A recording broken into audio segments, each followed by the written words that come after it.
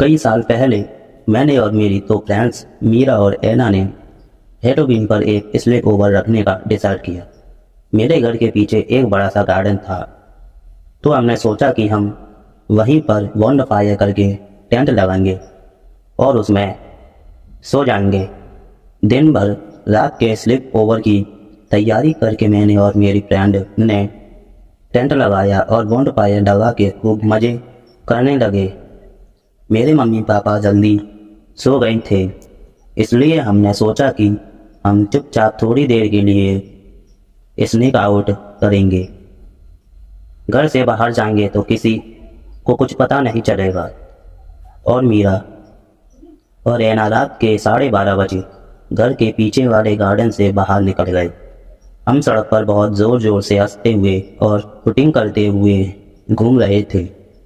हम पहली बार घर से ऐसे स्नीक आउट करके बाहर गए थे, पर उसी के एक्साइटेड में हम कुछ भी चिल्लाए जा रहे थे।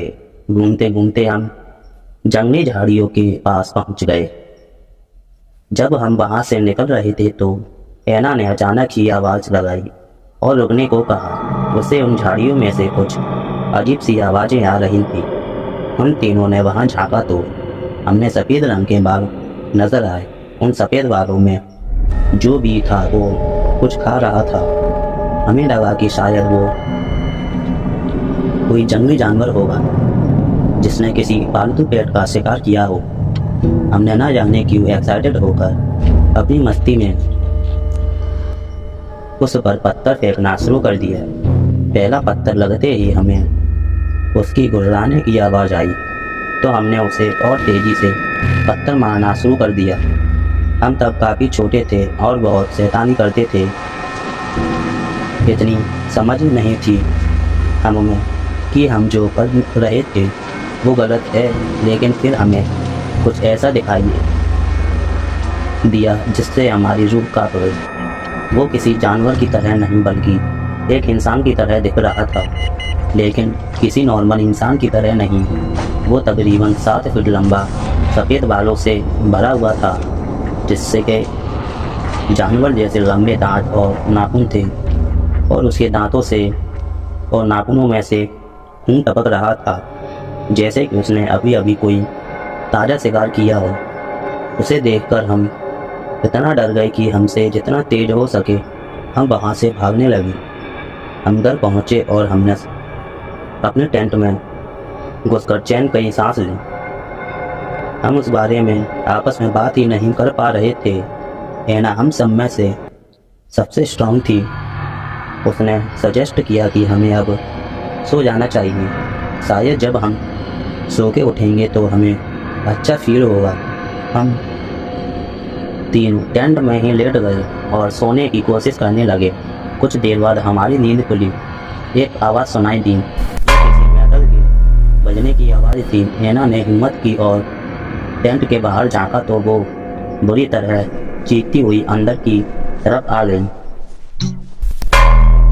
वही जानवर जैसा जीव हमारे गार्डन के गेट पर खड़ा एक बहुत ही बड़ी सी आयरन रॉड हमारे गेट पर बजा रहा था। उसकी भयानक आंखों में साफ साफ दिख रहा था कि वो हमें सूंघते हुए मारने आया है। एना को देखने के बाद वो और जोर से गुर्राने लगा। मीरा तो डर के मारे जोर जोर से रोने लगी। हमने जल्दी से डिसाइड किया कि हम एक झटके में भागकर घर के अंदर चले जाएंगे। हम तीन गिरने पर जोर से घर के अंदर दौड़े और घर का दरवाज़ा लॉक कर लिया। हमने फौरन जाकर मम्मी पापा को उठाया और उन्हें पूरी बात बताई। तब पापा ने खिड़की के बाहर झांका तो वहाँ कोई नहीं था। उन्हें लगा कि हम झूठ बोल रहे थे और हैलोवीन के दिन उन्हें डराने की कोशिश कर रहे थे, लेकिन हमें अपनी आंखों पर विश्वास था। हमने खुद उस आदमी को अपनी आंखों से देखा था।